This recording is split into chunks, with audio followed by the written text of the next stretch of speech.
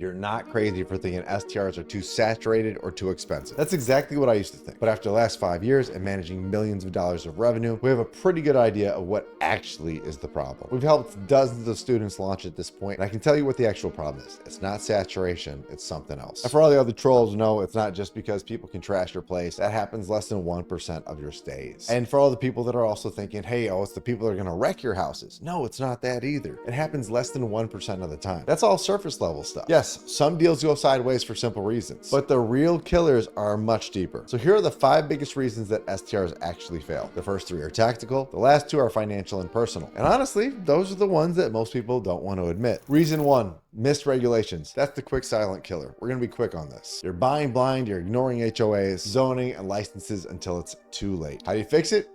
Well, you can do all of those things. You can get it fixed. You can get the zonings fixed. You can hopefully still get the license to operate, but sometimes that's not enough. So before you even get there, get focused on doing a regulation checklist. And if you want access to one, we actually have it. Just DM us or just check out our link in the description. Reason number 2, you're pricing like a landlord. The slow bleed. What's crazy is a lot of people, when they start, they think the higher the occupancy, the better. Some people try to achieve 95 to 100% occupancy, which is old school landlord mentality. And typically when you're pricing like that, you're also dealing with flat nightly rates. And if you're doing that, you are probably leaving thousands on the table. There are instances where you actually want 50 to 70% occupancy.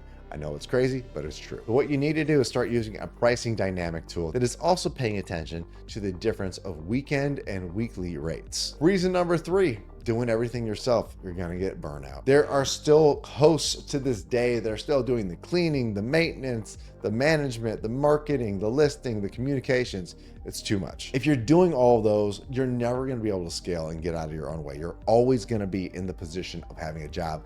And that burnout is teaching you, you need to never do that again. It doesn't mean you need to never do Airbnb. It just means you never need to be the person in every role. How do you fix that? First, start by automating your guest messages. Sync up your cleaners and your handyman. Make sure that they're automatically getting the schedule and make sure that they're going out to do the fixes and the cleans after every turnover. You need to make sure that when you have your reorder of supplies, you know when to order them and how to stock them. Now the real stuff. Reason number 4, miscalculating holding costs and revenue. This is the number 1 issue, and it is always a simple math mistake. You're not really paying attention to what your real carrying costs are. Your cleaning fees, your supplies, your utilities, the mortgage. And at some point when you were looking at your revenues, you weren't probably factoring in seasonality, because you're gonna have low periods of the year where people just aren't coming out the same. And if you expected it to be the same every single day of the year, and now you're realizing, oh my God, I barely had enough money to get this thing launched, and you're already underwater because you're in the low season before you hit the high season, you need to make sure that you had some reserves. So this is a math problem. This is a money problem. This is a tough moment, and I am sorry you're going through it. But depending on timing and how you can handle this in the future,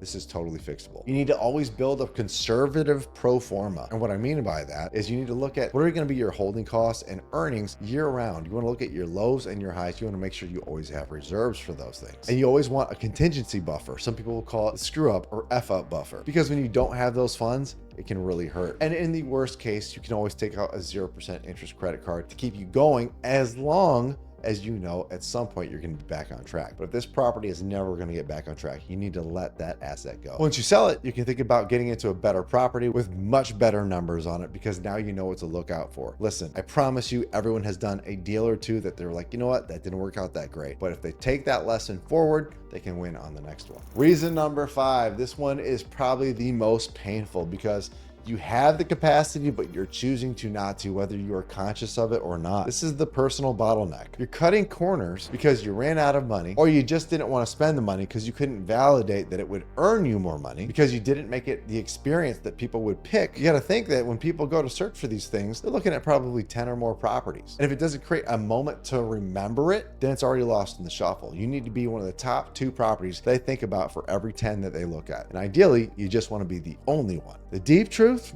sometimes the deal didn't fail, you did. Put your money where your belief is. Expect the curveballs. Plan for reserves. And don't launch until your product matches your promise. A cheap and forgettable STR will probably end up being an empty STR. So those are the 5 big reasons: missed regulations, pricing like a landlord, doing everything yourself, miscalculating your numbers, and cutting corners on the final product. The good news is every one of those is fixable. And if you're about ready to launch, or you're already in one of these traps, book a call with me. We'll go through your market and your numbers, and we'll make sure your next property is a very fully booked STR.